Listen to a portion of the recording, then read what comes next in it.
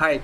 So നമ്മൾ എക്സാമൊക്കെ എഴുതാൻ പോകുമ്പോൾ CA ഫൗണ്ടേഷൻ, CA ഇൻ്ററിൻ്റെ ഒക്കെ എക്സാം എഴുതാൻ പോകുമ്പോൾ നമ്മൾ വൺസ് വീട്ടിൽ നിന്ന് ഇറങ്ങിയതിന്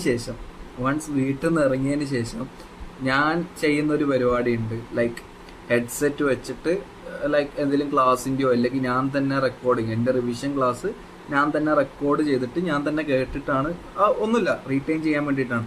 വേറെ ബുക്കൊക്കെ വായിക്കുന്നതിന് വരും ആ വോയിസ് ഓഡിയോ ഇങ്ങനെ കേട്ട് ഇങ്ങനെ പഠിക്കാറുണ്ട്. സോ അത് മേ ബി ഇപ്പം ഞാൻ ചെയ്ത പോലെ നമ്മുടെ തന്നെ ഓഡിയോ ആയിരിക്കാം, ഇനി അതല്ലാന്നുണ്ടെങ്കിൽ ഏതെങ്കിലും സാറുമാരുടെ ക്ലാസ്സസ് ആയിരിക്കാം.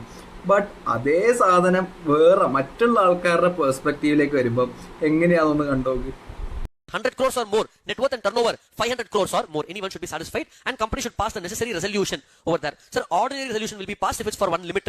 Beyond that limit, now we'll go for special resolution, guys. What is it? Limit is not in this section. Limit is section 180, which is not in our syllabus, so you don't have to worry. So important eligible is a public അതാണ് അവസ്ഥ എന്ന് പറയുമ്പോൾ പുറത്തുനിന്ന് നോക്കുമ്പം നമ്മളെന്താ നല്ല പാട്ട് കേൾക്കുന്നു.